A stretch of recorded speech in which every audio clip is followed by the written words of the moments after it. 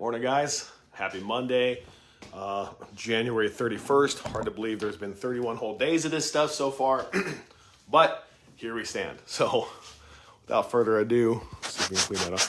Need a new screen protector. I think that's come disconnected there.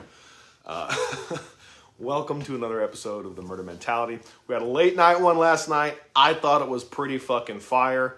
And so trying to get back on track here today. Doing an early morning one, get people that motivation, get people into the swing right off the bat, burn them boats. So let's talk about a big problem in the world right now. It's funny that I would say this too, as far as like problem versus solution-based thinking. But let's talk about something that's really, really affecting the world right now. And that is the difference between problem and solution-based thinking, being oriented towards what can I do to fix this? What can I do to take care of this? What can I do to handle this situation versus focusing on the problem? Now, as you probably already understand, focusing on the problem isn't very effective. I'm going to walk this with me here real quickly because there was a passage out of this book that has been total fire the entire time I've been reading it, and I'd like to share it with y'all. But the idea is that, like, I don't know if you've ever noticed, but like a lot of people will have something happen in their life, and then while they're could be taking time to handle it, they are instead commiserating about the situation. Now, here's the deal. I am just as fucking subject to this exact issue as everybody else. The reason I feel like I can talk about this with some level of authority is because I've been that dude many times in my life. Just a second real quickly here. It's not displaying any people that are, like, as far as like people being in the room watching or whatnot. I'm going to check in with Abba and see if it's just me, or if the old FB is being weird. Because it has a tendency to do that. No, it's working. Sick already. Well, let's just get right into it then. All right. So if we were going to sit around and like try to brainstorm on how we're going to solve problems in our life, I think we could with some confidence say, the more time I spend looking at the problem, the less time I spend thinking about how to get out of the problem, the better. Let's put it again. Let's use a metaphor, because if you know me, I'm super fucking fond of those. You break your leg.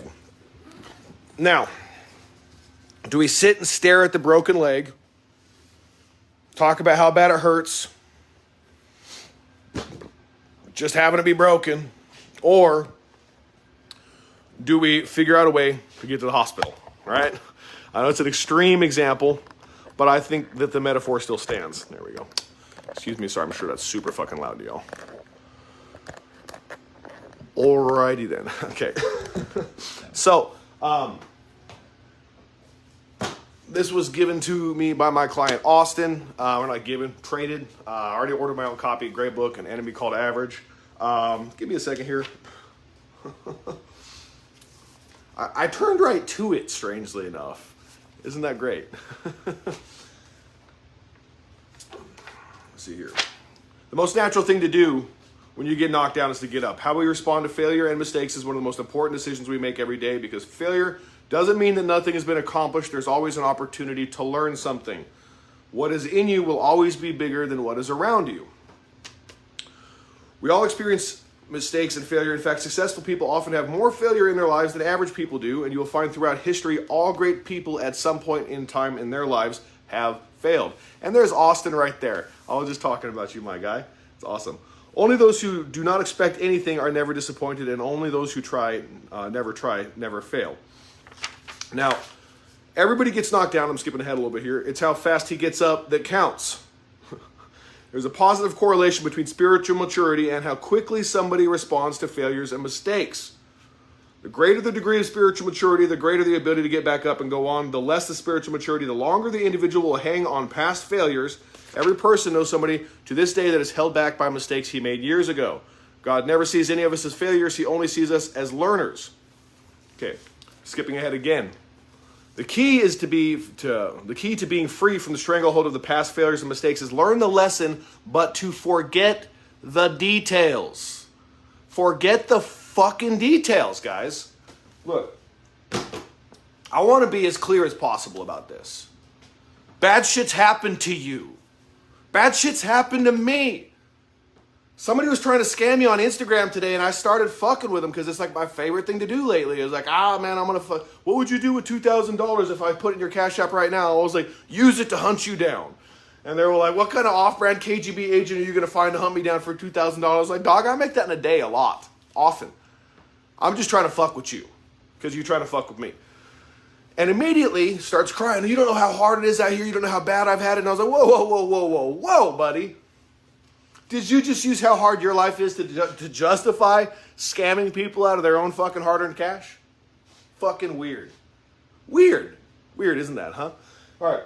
But just like the book said, I want to read that again real quickly. I'm going to have to turn... If I turn right to it again, I'm going to kill myself. Okay. I'm going to rephrase it. If I turn right to it, I'm going to say yippee. Almost did. But... the key to being free from the stranglehold of the past failures and mistakes is to learn the lesson, forget the details. Gain from the experience, but do not roll over and over in your mind the minute details of it. Build on the experience and get on with your life. And thank you, honey. I'm feeling fresh. So, look, guys. We all have a friend that when they quit a job,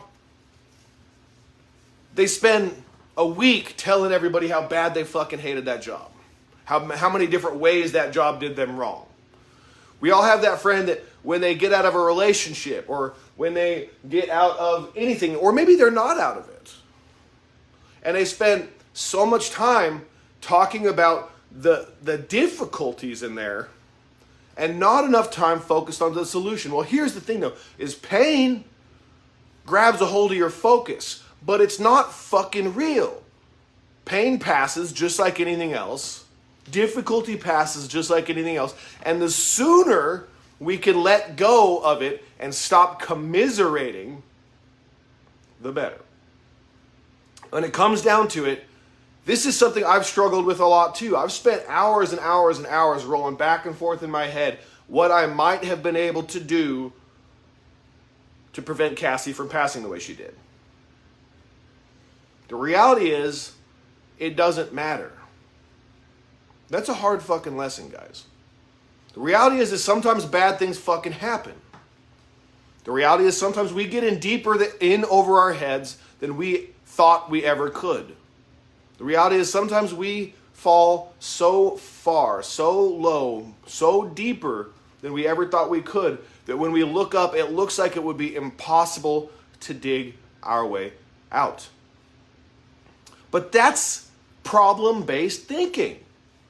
The hole I'm in is too deep to climb out of. I might as well keep digging. The situation I'm in is too painful to try because if I fail, it would be more painful. Well, you're already in pain. I'd rather die slaying the giant, slaying the dragon, than die from being trampled by it while I cower below it. The thing is, guys, is that we're all going to face insurmountable obstacles at some point in time, especially those who are called to a greater life. Because those people that are called to a greater life have greater challenges. The idea that God saves his biggest battles for his strongest soldiers, I kind of like that. But what I like to look at it more is that God's greatest soldiers, God's strongest soldiers, seek out the situations that will inevitably have those type of conflicts. The greatest warriors throughout history didn't just like all of a sudden have the greatest battles show up to them. They just were the greatest warriors in history, and they happily sought the battles out. They fought the things that were necessary without needing to be asked. And those that didn't aren't remembered. And you're worthy. That's the hardest part about all of this, guys, is really what's happening is when we get caught up on thinking about the fucking problem, we start spiraling. We start spiraling out of control. We start looking at all the different ways something's not going to work. When there's 1,000 ways that something might not work, there's probably 1,000 ways that it could. You're never going to find them when you're looking at all the ways it can't. It's just like, I'm trying to think of a good way to put it. I can't look for the light by trying to find it on the floor. I can only see the reflections of the light and the places where it's landing. But I can't find the source of it without looking up. Now, despite the fact that I may see evidence everywhere I look when I look on the ground, because I see the light reflecting off of every surface as it strikes the ground, it is not the light itself. It is not the thing that is producing it. And so, what I'm asking for you to do today is to do something that's going to become wildly uncomfortable for you. If you do it a couple of times, it's going to become wildly uncomfortable for you every time you start participating in it, and every time you start doing it, and every time you're around it. And that is to stop fucking caring about the how it happened and start caring about the why you're going to change it and how you're going to change it. Because what is irrelevant? It's in the past. The how is irrelevant if it's in the past. The why is fucking irrelevant if it's in the past. We only have the moment we live in currently and the future that we're guiding it towards. We are perpetually locked in this moment of time just for whatever reason. Even there's another good example. Like, you want to try to think about why we are the way we are, how we are, and all that shit, and why time works the way it does. It simply fucking is. The sooner we can accept what is and isn't and function off of that and move forward with solution-based thinking, the sooner the problems cease to exist. It's tattooed on my chin, on my fucking chin. Relentless. Nothing will stand in front of a relentless being. Nothing will stand in front of a force that is relentless. They cannot stand it. Nothing can stand up against a relentless force. An immovable object and a unstoppable force, as it were, on physics level. Literally, the only thing that can happen is fucking massive amounts of energy being released. Eventually, that relentless thing, the difference is it's not an unstoppable force. It's relentless. It'll move around it. It'll go over it. It'll go through it. It'll do anything. And that's the fucking thing. Like Bruce Lee said, be like water. Water can carve a hole in the fucking earth and make the Grand Canyon. It can sit and dissolve, literally, water is one of the most amazing fucking things in the world if you really think about it, how crazy it is on a physics level. And if we can learn to flow, to be hard when the time is right, to be soft and guide ourselves and be lithe and graceful when the time is right, both emotionally, physically, and spiritually, there's no way to lose. It's impossible. God with you, nothing can stand before you. So, let's ask one more question here real quickly before I get off. If you were to talk to your creator, you're talking to the very creator of the universe, the one that has the plan for you, and you got down on your hands and knees in front of this creator and you started telling him all about the problems that you have. Do you think that it would be more effective to say, Lord, I am broken and I know not what to do, but I know that you have a plan. Take all of my hurt and pain, take it all from me and show me what to do, and please give me the strength to do it? Or do you think it would be more effective to tell that God the thing that they already know, that he already knows, for hours and hours and hours? Personally, that's why I, most of the time, 99% of the time, don't pray to ask for something. I try to pray in past tense. I know that sounds kind of weird, but I pray in a state of expectancy, understanding that it's already here, and I need just be patient and take the right action to make sure that future that's promised to me by my God comes. But it won't come, or if it does, it will pass me up if the whole time I'm sliding down the river of time, looking this fucking direction, and my goal's that way. How am I going to see where I need to go? How am I going to swim the direction I need to in this river to land on the shore that I need to land on? If one rock hit me, and now I'm looking this way. And on top of that, one rock hit me while I was looking this way. I wonder how many are going to hit me when I'm looking this way. Solution, problem. Solution, problem. Solution, problem. There's nothing but solutions. There's no such thing as a problem. They're just obstacles. They're just things to be learned from. None of them are failures. You are not a failure. You are not a fucking mistake. You are God's one and only version of you. And if that doesn't make you rare, nothing does. I love you guys.